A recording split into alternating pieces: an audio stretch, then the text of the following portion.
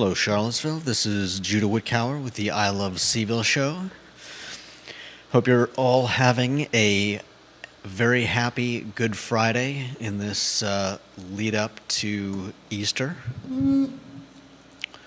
We're doing well here in the studio. We have some interesting news. There are new donuts coming to Charlottesville, and they are going in to the old Anna's number 5 spot out in Fry's Spring. And this is being led by the team behind Marie Bett and a former employee of theirs who they are helping to start this business, which will be called Sprockos. It'll be interesting. This is going to be a New Jersey style donuts. I believe that means that the donuts are, let's see, I believe that means that, Jerry, how much do you know about New Jersey donuts?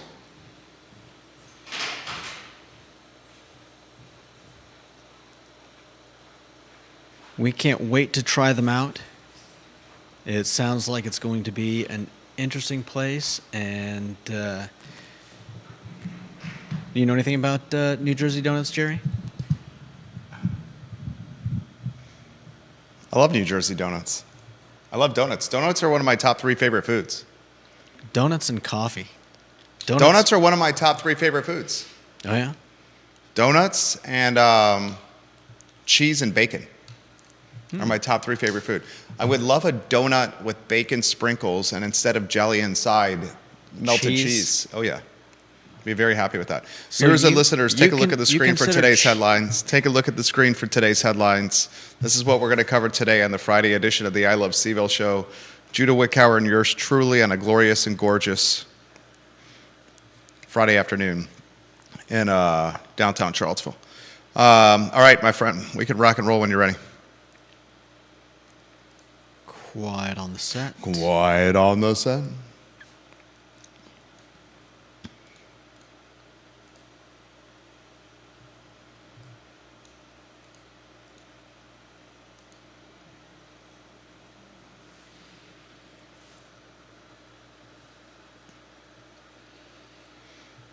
Guys, welcome to the I Love Seville show. My name is Jerry Miller. Thank you kindly for joining us on the water cooler for conversation here in Charlottesville, Albemarle County, and in Central Virginia, the I Love Seville show. It's great to be with you on a gorgeous and glorious Friday afternoon. I was having a conversation as I bought this Butterfinger. I have a Butterfinger addiction. I'm showing an empty wrapper on screen for a Butterfinger I just enjoyed prior to the program. I like the afternoon sugar pick-me-up. Ginny Hu, thank you kindly for watching the show. Jasmine, the fantastic cashier at the Market Street Market. Yeah. She's awesome. Yeah, she's great. I love conversating with Jasmine. She is just a breath of fresh air and someone I enjoy seeing. I'm at the grocery store over there. I know you're at the grocery store quite often, the Market Street Market. I'm probably there 3 times, 4 times a week at least. Mm-hmm. I love the biscuits that they have that they make in the morning. The sandwiches you're a fan of. I love their croissant. Their croissantwiches. Those are great. I often get at the end of the day, I may get a tall boy, an Emperor of Clouds from 3 Notch, which I enjoy. I like the Collective Arts tall boys. Those are great. I love the packaging with the Collective Arts tall boys. No doubt. We had this conversation as I was checking out at the register today with Jasmine, the cashier, when I was buying this Butterfinger. And she said, because we always talk about something, and she said, "Can I say Happy Easter to you?" I said, "Of course you can say Happy Easter to me." Yeah. And I said, "Why couldn't you say Happy Easter?" She said, "I've said Happy Easter to a handful of people, I hope you have a great Easter weekend. And a number of the people have bristled, and some even taken a bit of offense to have a pleasant Easter weekend. And I said, I rarely take offense to anything, and certainly not to someone wishing me a good weekend. Yeah. Even if I was not a practicing Christian, which I am, God-fearing man, having someone say, I hope you have a good Easter weekend, is akin to someone saying, I hope you have a good weekend. Yeah. And bristling and taking offense to someone wishing you a positive couple of days. No matter what you believe in. No matter what you believe in. No, what I was going to say is no matter what you believe in, Easter is this weekend. Whether you go to church for Easter, whether you take your kids to a park to go search for eggs and eat chocolate bunnies, I'm constantly amazed by the things that people will get offended at. Like, I'm a Christian. If somebody said Happy Ramadan weekend, what am I going to do? Get angry? If someone said to me, like, and if you watch this program, you know I'm a man of faith. If someone said to me, I hope you have a good atheistically weekend, I would look at him and say, okay. What's that holiday on your favorite TV show? Which favorite TV show? Seinfeld? Seinfeld? Yeah. What's the holiday on Seinfeld? Don't they have like a tinsel tree or something? Oh, look at you, getting very nicely done. Go ahead, finish your thought. I can't remember the name of the holiday. I mean, isn't that that's essentially exactly what we're talking about, right? A random non-denominational holiday. Anyways. Anyway, it was a conversation to start today. So donuts coming to Fry Springs. We'll talk about that today. Ray Cadell, welcome to the program. Festivus, Kate Schartz and Ray Cadell. There we go. Ray Cadell and Kate Schartz say. I could not. I was taken aback by her saying to me, and she is fantastic. She's a fantastic human being. I was taken aback by her saying to me, folks have bristled and taken offense to me wishing them at the checkout line, I hope you have a happy Easter weekend. Kate Schartz says, we celebrate every year by airing our grievances on Christmas Eve, Festivus. All right, we'll get into the topics of conversation today. We broke some news on Monday with the Albemarle High School physicality, or I guess we call it an attack, right? Student-on-teacher violence. I mean, yeah. One teacher was punched in the face and one was slapped in the face. And then I think, what was it, 3 or 4 One days? teacher was punched. We don't know is necessarily in the face. One was slapped in the face, we know that. The student that punched the teacher needed medical attention. I don't know for 100% certainty it was in the face. After we reported that news, because we had confirmation from a handful of teachers that watched the program, the storyline made it into television that night, NBC 29 and CBS 19. And then Daily Progress has got a story about it today in the newspaper, citing a teacher speaking off the record. And the elements of this story are tremendously concerning, to the point where it's Charlottesville High School all over again. Yeah. Unchecked groups of students. Am I allowed to use gangs if it's an unchecked group committing lawless type behavior, where it's students that, and this came up in the Charlottesville High School conversation last semester, students that are not following the rules, right? Yeah. Not listening to authority, roaming hallways unchecked, attacking people, breaking the rules, cussing and cursing teachers out, throwing chairs at teachers. This is all from today's story. Throwing chairs at teachers, throwing objects at teachers. I believe that throwing chairs was fairly recent, wasn't it? Very recent. Not going to class, not putting their cell phones away, looking for trouble, punching teachers, slapping them in the face. The Albemarle County Police called to the schools, issuing social media and email threats of violence and future attacks to the point that police were called. That was just a few days ago. That was a few days ago. Is that behavior something that I could say, if it's a group of students doing this, is it safe for me to say gangs? Or does this fall under the same category where Jasmine, the friendly cashier, can't wish folks happy Easter weekend? How so? Could you explain that? We're such a politically correct and a politically sensitive society now, right? Where an email signature, I get probably a dozen emails a week in email signature where it says preferred pronouns to be called. Really?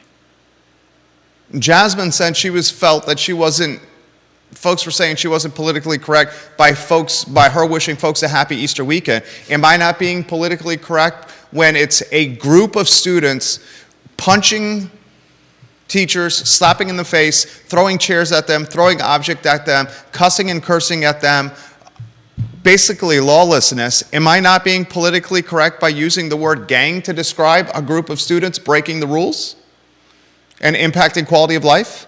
I don't know if I'd say that falls under the umbrella of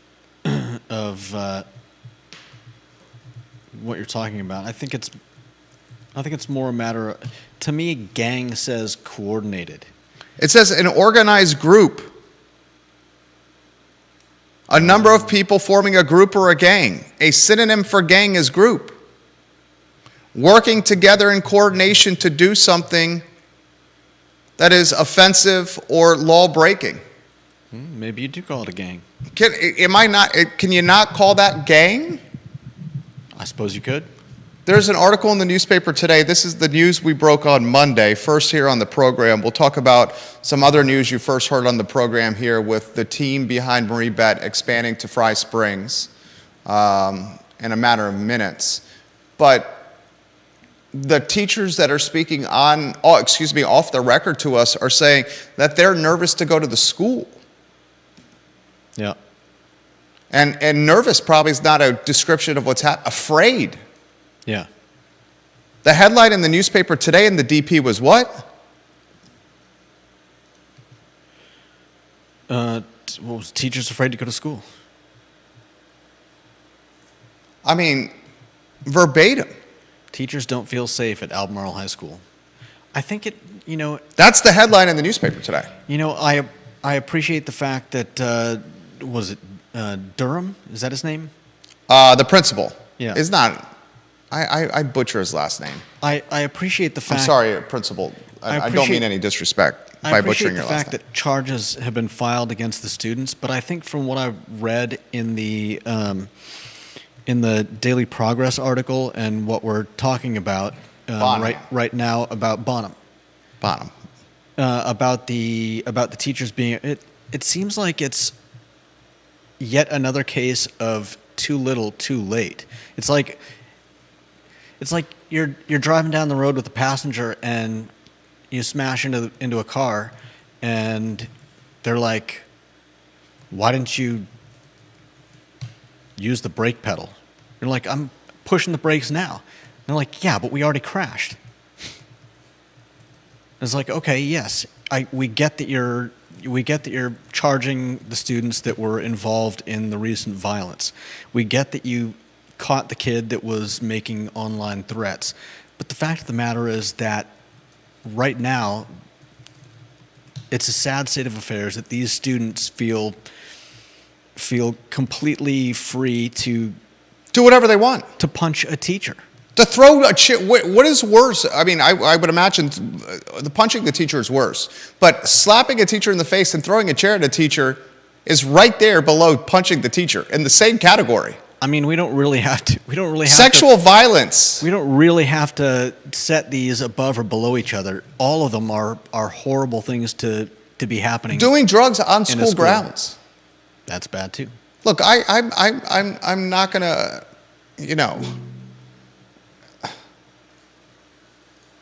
the school resource officer topic is a hot button one. The metal detector one is a hot button one.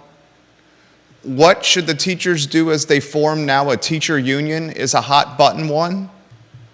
How to maintain teacher quality of life, safety, and morale is a hot button one. Whether there needs to be a reset or a sick out with the teachers doing this to make a statement. Charlottesville High School, no true change was made at Charlottesville High School until before Thanksgiving, when the Charlottesville High School teachers did an off-the-record sick out and didn't show up to school, and they couldn't have school that day. Yeah. Where the superintendent legitimately issued a statement, and he said, we don't have enough teachers at Charlottesville High School. We need to cancel school today. Yeah. That's when actual change was happened at Charlottesville High School. Mm-hmm. Until the sick out with the teachers, where the superintendent's office and the school board realized that, oh my God, it's actually the teachers who have the power. Until that sick out happened, no change was happening at CHS. Yeah. And I think we're at that point where you now have teachers speaking to folks like Judah and I with the following and platform over the newspaper saying, we're begging you for help. Yeah. Begging us for help. That's the language utilized. Please let the community know what's going on, because the narrative and the message that's being put forth by the principal, or maybe it's the superintendent's office who is directing the principal what to say. In fact, that's probably what's happening. Mm-hmm. The narrative that's out there is false. False narrative. And you're talking about one of the most marginalized professions, compensation-wise, one of the most marginalized professions work schedule-wise, one of the most marginalized professions, quality of life-wise out there, right? Yeah. I mean, we're never going to not need teachers. And I don't say need lightly, because they're the people training our kids to hopefully turn out to be decent people who don't go around punching and slapping and throwing chairs at people.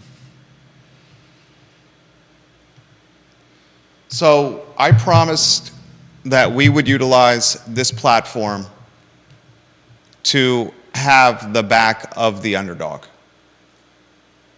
And educators are the definition of the underdog right now. Pay, quality of life, treatment.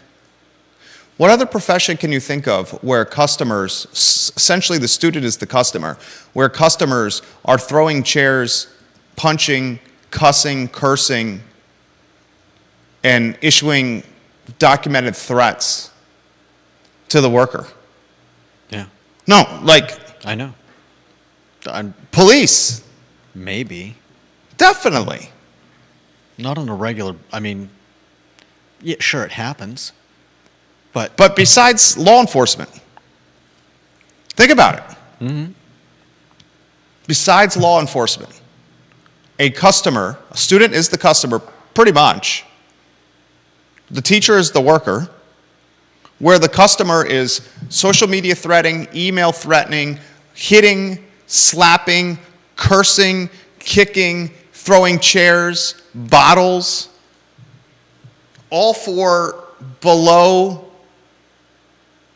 cost of living wages, early rise and long hours. Come on now. Are you at the point of the documented? Are you at the point of the organized sick out? Lisa Costello watching the program, her photo on screen. If you could put the viewer and listener power rankings on some of the viewers and listeners' photos on screens we'll get to.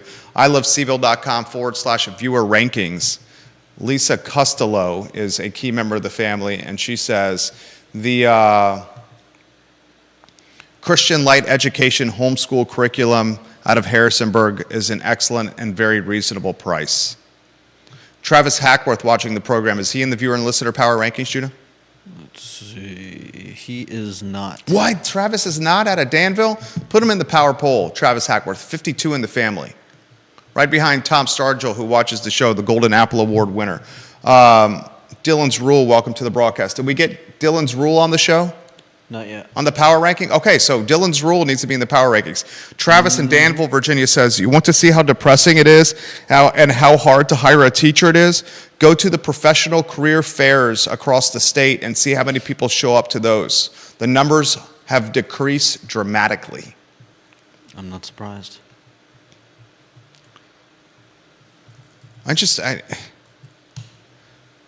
The two high schools with the largest enrollment, Almaro and Charlottesville, are literally Lean on Me, Morgan Freeman, and Dangerous Minds, Michelle Pfeiffer. Callie Jackson watching the program, key member of the family, love when KJ watches the show. KJ, big ups to you. She is number 8 in the family. Let's get KJ's photo on screen. This is a fantastic photo of you, KJ. She says Monticello High School is not having these problems. And she says it sounds like the patients are running the asylum. Right. Yeah.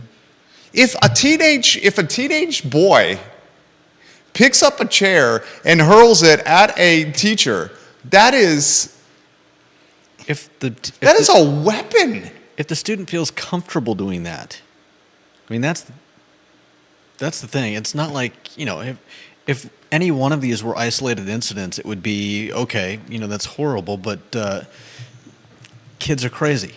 But when it's one thing after another and kids seem emboldened, I think that points to a deeper problem.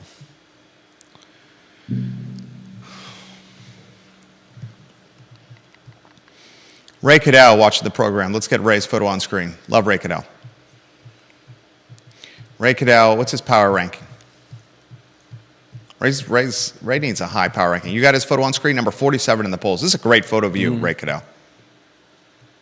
Ray Cadell says a single teacher with a moderate car payment and maybe a student loan payment cannot afford to buy a home in Albemarle County. Let's start there. Yeah, look, we got a profession that is being cussed at, cursed at, threatened, punched, slapped in the face, having chairs hurled at it. Mm-hmm. Literally chairs thrown at them. Students refusing to get off phones, students having sex on grounds, students using drugs on grounds, students hazing to the point of, call it a sexual assault, whatever you want to call it, led to police involvement, as we talked about on the program, in a locker room. You got a profession that has to show up to work before everybody else gets to work, for the most part. A profession that requires long hours, very low morale right now, very low pay, and they can't afford to live here. Yeah. There it is. KJ says, do one strike and you're out. KJ says, after you start kicking a few out, I bet the kids will start falling in line. 100% agree. That's what happened at Charlottesville High School. And it wasn't until the unofficial teacher sick out that any changes were made. When the teachers before Thanksgiving said, we're not going to show up to work, we're all calling in sick, and then when Superintendent Gurley said, oh my gosh, we don't have enough teachers to open Charlottesville High School, we need a hard reset. The principal quit. They brought in interim principal, Kenny Leatherwood. Kenny Leatherwood, basically Morgan Freeman from Lean on Me. He brings in order to the school, boots some kids out of the school, and now we hear no issues from CHS. But it was not until the unofficial teacher sick out that anything happened. Yeah. The teachers have the leverage.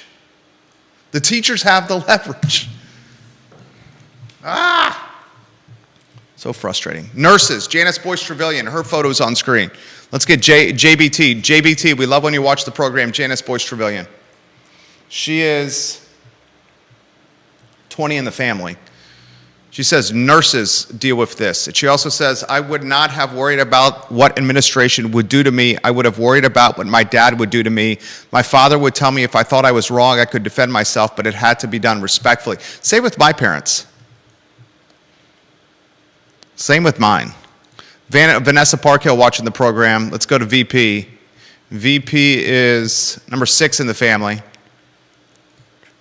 She says, if we cannot candidly discuss the problem, we're not likely to come up with successful solutions. Is your goal to be politically correct, spending more than a second thinking about the use of the word gang relative to the story only feeds the problem. Fair. Thank you for holding me accountable. She says, you're right to use gang. If you're so walking on eggshells in today's environment that you have to be so mindful of political correctness all the time, then society is being held back by these social norms that we're afraid of potentially breaking. That's a fair point. Where the cashier cannot comfortably wish someone a happy Easter weekend. Yeah. And is it not the nicest person ever? Definitely. She was down in the dumps because of it. Yeah, that's crazy. Anything else you want to add about this? I encourage you to read the article in the Daily Progress if you have not already. It is what we've been talking about on this program since Monday at another school in this area.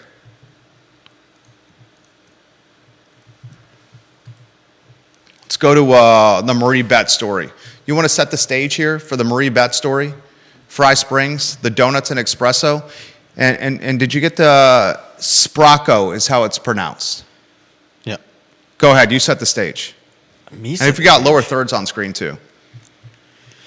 All right. Let's see. I set the stage earlier. That was prior to the show starting. There is a new donut shop that will be opening up on what's the street name? It's down in Fry Spring.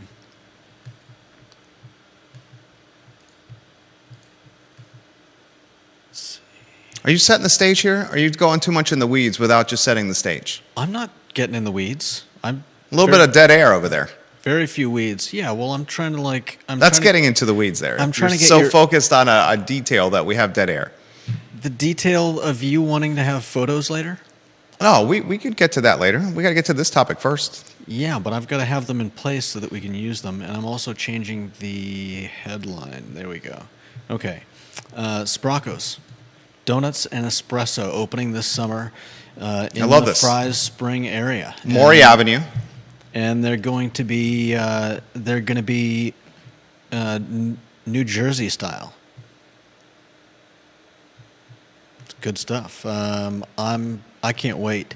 This is from a former Marie Bett worker, Melissa Spracco. And who's she partnered with? Partnered with Marie Bett. With the owners of Marie Bett, Patrick Evans and Jason. Yep. And let's see. Where is the information on these donuts? All right, I'll give you the nitty-gritty here. Judah, you fill in when you're ready. Former baker Marie Bett has partnered with the owners of Marie Bett, Patrick and Jason. They're going to take over a portion of the Anna's number 5 spot on Maury Avenue. Terry Hinderman owns that shopping strip. He also owns the Fry Springs Pizza, the real estate itself, the former gas station. Jason, Patrick, and this former baker, Melissa Spracco, are going to open up a donut and espresso shop in the Maury Avenue shopping center. I think this is a brilliant move. Look at the Fry Springs food and beverage scene. What is missing from the Fry Springs food and beverage scene? What is missing? Donuts? Breakfast. The breakfast piece. Atlas Coffee behind Guadalajara has some pastries and coffee, but breakfast is missing from the Fry Springs restaurant ecosystem. Breakfast. a neighborhood walk to a location and get breakfast. I think they're going to do fantastically well. Everyone loves donuts. Everyone. I give props to Patrick and Jason, the owners of Marie Bet, for backing another entrepreneur. They backed one of their former team members, current team members with Petite Marie Bet on Water Street, which we go to all the time. I think this is going to be extremely successful, and frankly speaking, and we'll let Judah be the voice of reason here. Is this what we talked about and reported in November? It sure is. Yeah. In November on this talk show, and we caught some heat because we put this information out before it was supposed to be put out. We said the team behind, and I'll read verbatim. You can find this online at iloveseville.com/new Marie Bet. I'll read verbatim from what we said. The talented team behind Marie Bet Cafe and Bakery is opening a third location in the city of Charlottesville in the Fry Springs neighborhood off Jefferson Park Avenue. Multiple sources confirmed with the I Love Seville network. They signed a lease this week and will rent a portion of the former Anna's Pizza No. 5 location in the Maury Avenue Shopping Center. The team will launch a version of its popular cafes on Rose Hill Drive and Water Street with a focus on capturing the attentions of locals, professionals, and students within close proximity. The location will serve coffee, breakfast, and pastries in a smaller scale-down footprint of the beloved Anna's No. 5 location.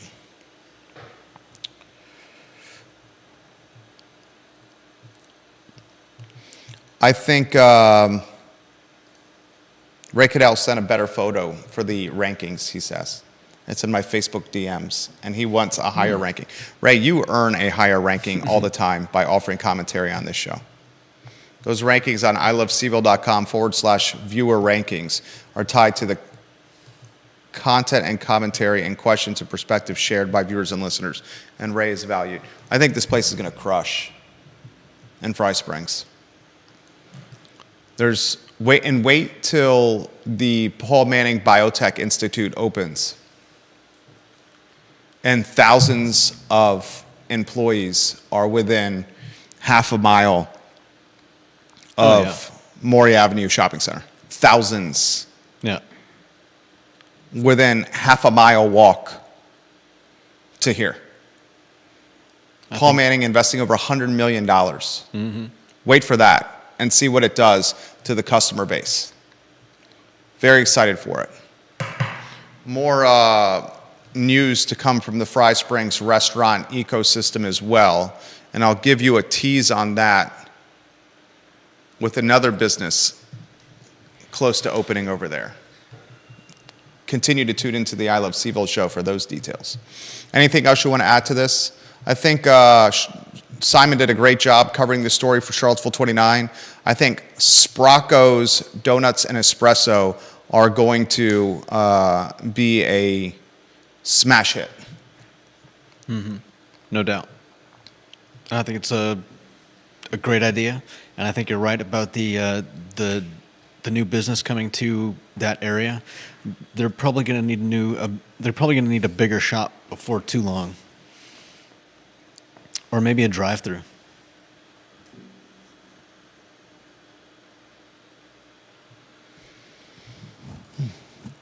A drive-through? Yeah. There's no chance that there's a drive-through. It's in the middle of the shopping center. How could it have a drive-through? Perhaps it could have... I wasn't actually suggesting that they build one in that shop, but... Perhaps it could have a cart outside of some kind in one of the parking spaces. Yeah. To capture some traffic. But that traffic can get congested from time to time. No doubt. I want to highlight on this Friday the evolution of Alderman Library, if you want to put that lower third on screen, now Shannon Library. This was an article recently released on UVA Today. You can find it online at news.virginia.edu. We want to make sure we get photo credits on there. Some of these photos from the University of Virginia Visual History Collection. Some of these photos from Tom Daly, the talented photographer, Tom Daly, a local legend. The illustration is done by John DiJulio of University Communications. Look at the before and after here. Which photo are you going to do first? This one? Yeah. All right, is that on screen? Yeah. That's the only one I've got ready. On the left is a photo from 1964. The new stacks face University Avenue. On the right, the north side of the library with the new entrance. Look at the change of Alderman Library, now Shannon Library, from 1964 to now.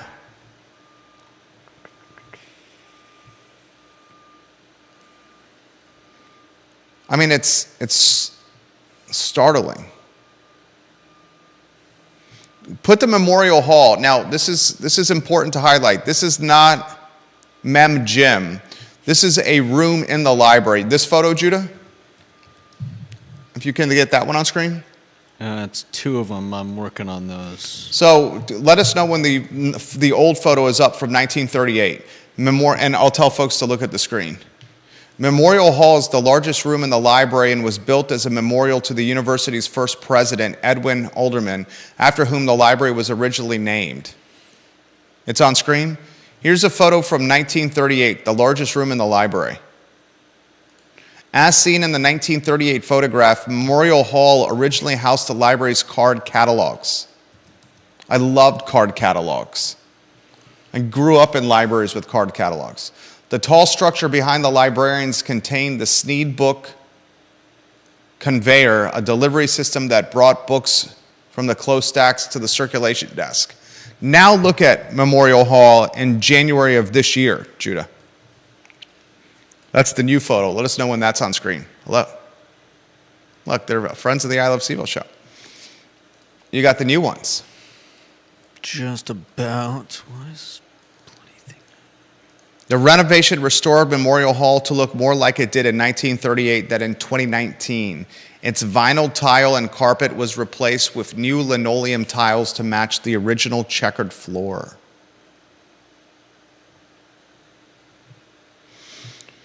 Now we have to show the general reading room. These photos look almost identical. The general reading room photos. Let me know when you have those on screen. This library has such history. And then you can also show the photos of the browsing room. The general reading room is almost unchanged. From what, almost 70 years ago? The general reading room in today's picture is now it's now called the Reference Periodicals and Oversize Room. The old one's on screen? Yeah. And then flip to the new one when you can. You're doing a fantastic job. I know you're got a lot of balls in the air. I appreciate that. I just got a text message about a new business that is looking to be sold. Charlottesville Business Brokers, online at charlottesvillebusinessbrokers.com. New one's on. The new one's on screen. Flip from the old to the new. I mean, very similar, right? Yeah.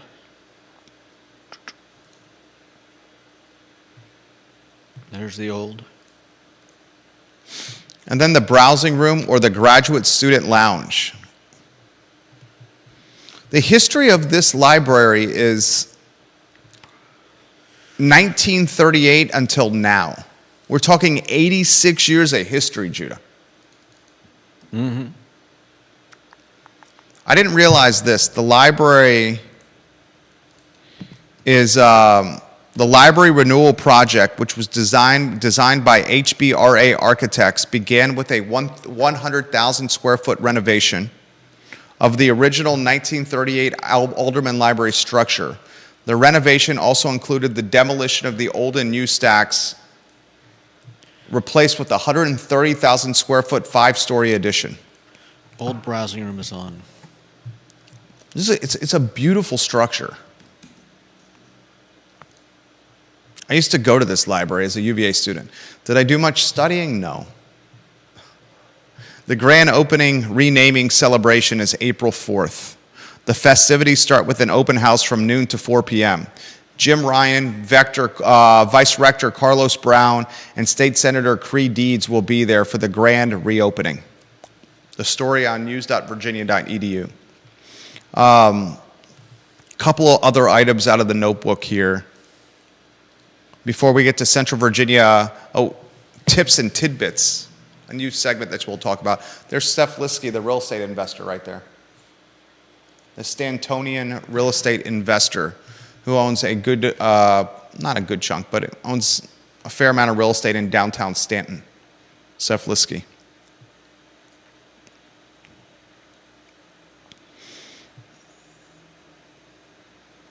John Blair's got a comment. John Blair just watched a Stantonian entrepreneur who owns a portion of the Mark Addy in front of the Macklin. He has a interest in the Macklin building on the third floor, actually. Residential interest. Jerry, if someone came into the studio right now and punched Judah in the face, would you call the police? Would you ban them from ever entering your studio again? If someone came into the studio right now and punched Judah in the face, the first thing I would do would tackle the person that punched Judah in the face. I would DDT, not DDP. I would DDT whoever did anything to Judah Wickhauer.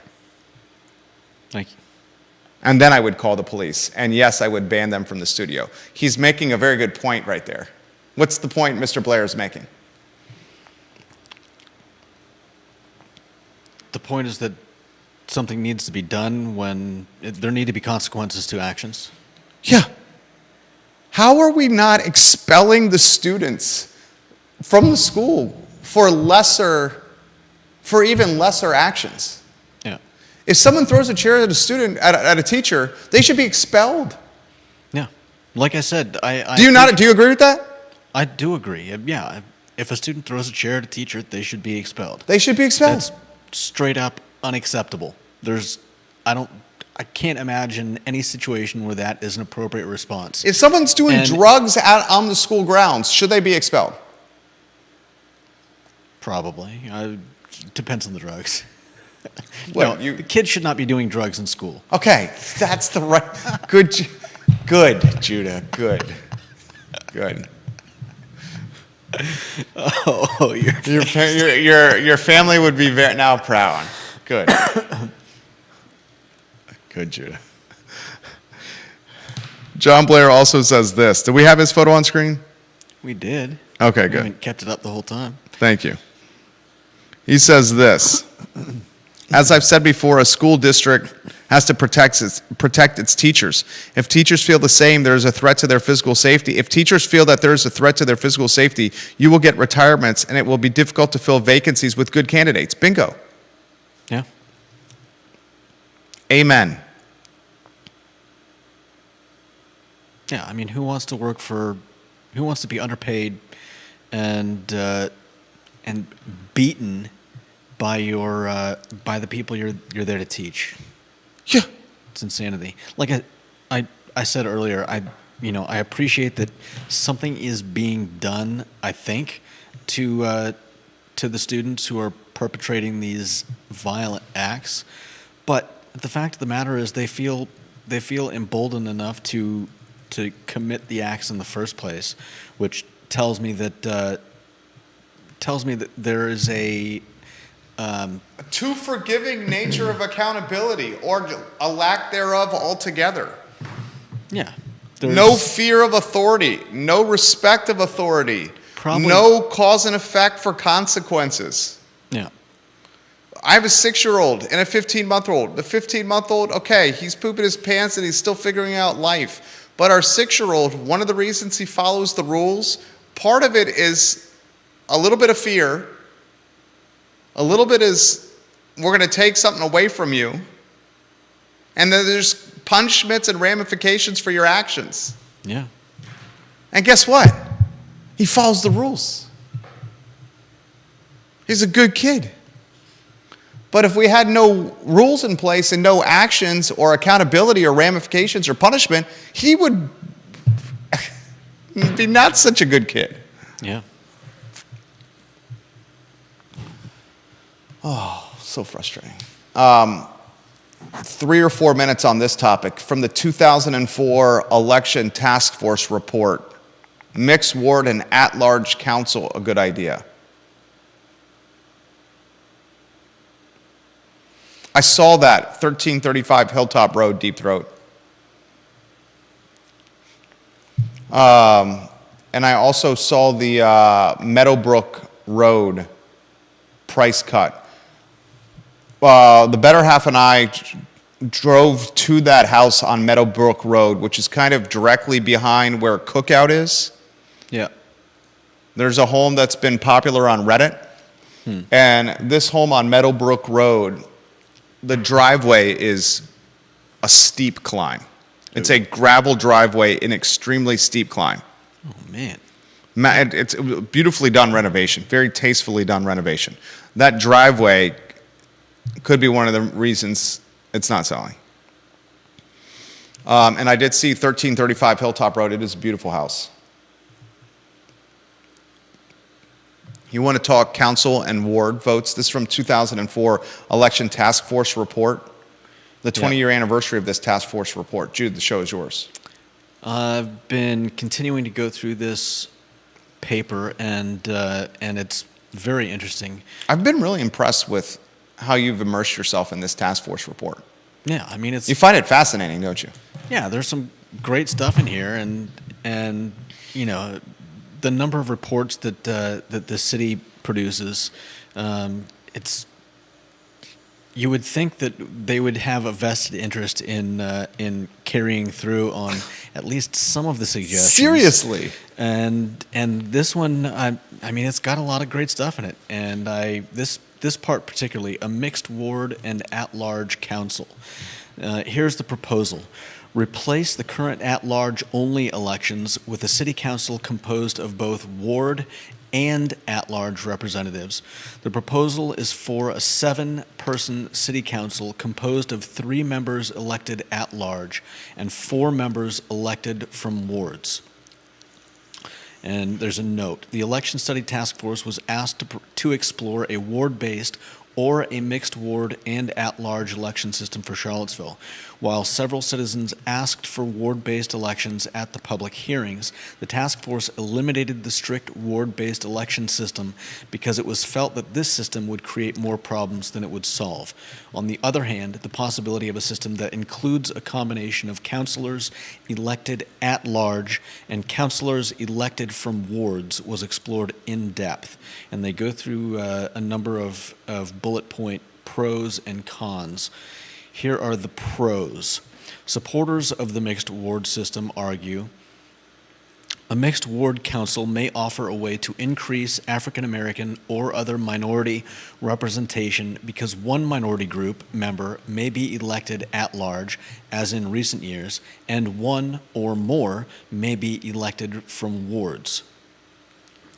By more closely connecting a neighborhood area with at least one councilor, the perception of a disconnection between city government and the citizens may be reduced.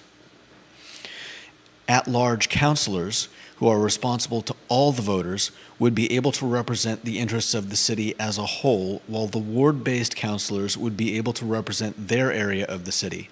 With a mixed ward system, the at-large councilors could, as needed, assume a mediating role evaluating competing demands by ward councilors. A mixed ward system mirrors the composition of the school board, this task force, and other city council created committees. Campaigns for the ward seats may be less expensive and time-consuming to run, enabling a greater diversity of candidates to run for office. Some argue it would be much easier for candidates to reach out to the 10,000 citizens of a single ward than to the 40,000 residents of the city. Charlottesville has approximately 20,000 registered voters and approximately 40,000 residents. This may improve the chances that people not representing the major parties can get elected. Independence on city council might help reduce partisanship, may increase voter turnout and civic participation if citizens have greater familiarity with the candidates and councilors from their ward. Many important issues are specific to individual neighborhoods. may improve communication between the city council and the citizens. Similarly, wards may improve access to counselors. Regardless of the approachability of counselors, some citizens find it difficult to contact a counselor. If a counselor lives nearby, attends the local church, shops at neighborhood stores, walks to the neighborhood park, this barrier is lowered. With a larger city council, there may be a greater chance that one counselor would be sympathetic to an individual citizen's concerns. Okay. And there are some good cons as well. We don't have to go into them if you don't want to. The 2004 election task force report that was put together, the large majority of it was completely ignored. Yeah. 20-year anniversary of this task force report, and the large majority of it was completely ignored. And it's got a lot of great advice in there. It 100% has great advice. And great And the points of insights. concern highlighted in the election task force report have only amplified or worsened. Yeah. Multiple people asking if you can share the task force election report in the comment section of the various pages. All right. If you could maybe do it after the show. In the thread of this show on Twitter, in the comment section of LinkedIn, and to save you some time, perhaps in the comment section of my personal Facebook page, the I Love CVille group, and the I Love CVille business page. So that would be 5 spots that you would share it in.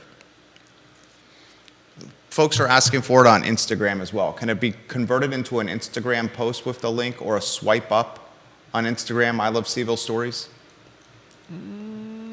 Perhaps. Might be doable. All right. With me, I have a 145 here. Central Virginia Notebook, tidbits, talking points, and tips. I got another business we're bringing to the market for sale. More details on that coming soon. Jim Hingley watching the program. Love when you watch the show, Jim. We should get you back on the show. He says, Jim Hingley, I love when you watch the show. He says, in Lynchburg, a 7-member council and mayor are elected for 4-year terms. 4 members are elected to represent wards, and 3 members are elected at large. That's fantastic right there. From Mr. Hingley. In Lynchburg, a 7-member council and mayor are elected for 4-year terms. 4 members are elected to represent wards, and 3 members are elected at large. What's working right now is not working. Or what is being used right now is not working. Yeah. There is no diversity. There's no diversity. There's no political diversity. There's no racial diversity. Okay, I'll choose it differently. There's no political diversity. There's extremely little racial diversity. There's extremely little socioeconomic diversity. Mm-hmm. And that's not good government, no matter what side of the aisle you're on. All right, tips, tidbits, and talking points. About 90 seconds here, if you could, please, sir. Let's see. There's a new fire station going in place of Station 1. Should be ready in 2025. That's excellent. Yeah, it's good news. New 7-Day Junior location opening up on West Main Street. Okay. Replacing Carytown Tobacco. I don't know if that's good news, bad news, or just neutral news. It's neutral news. Yeah. Don't want to see any small business, regardless of what they're selling, close. Yeah. Speaking of the category of Carytown Pipe and Tobacco, higher education, there was a robbery at higher education on West Main Street. Someone stole, for the sake of the news article, they called it a water pipe. It was a bong. They stole a bong. Did you see? No, I didn't There's see video of the man stealing the bong. Oh, yeah, I did see that. I saw that there was video. I just didn't really read into it. Legitimately on camera, the man stealing one of the most expensive bongs they have in the store. Wow. Grabbed it from the counter and just walked out the front door. When the clerk approached the man about stealing the bong, he told the clerk, if you follow me or do anything, I will shoot you. His face is on camera. And the clerk and the manager of the store are asking for help in identifying this man who stole what was, I mean, it was a significant value. I'm talking hundreds of dollars here. Wow. That's crazy. That's the Friday edition of the I Love CVille show. Judah's got a list of spots for egg hunting on Easter. I'm highlighting Easter on the show. Yeah. You can find that online at ilovecville.com. Also on ilovecville.com, you can find a number of businesses that are for sale, a handful of businesses. If you're interested, reach out to Charlottesville Business Brokers, our team, about this. I mean, you've done some spot-up work lately. I mean, you always do spot-up work. I thought you'd had a fantastic week on this talk show as well, sir. Fantastic week. Thank you. A man, the Elmer's glue of the operation, if you may. That's props. Thank you. You guys have a good one. Thank you for joining us on the I Love CVille show. For Judah, I'm Jerry. Take care. Have a happy Easter. Happy Easter. Happy Easter, Judah. Happy Easter. I hope you have a happy Easter.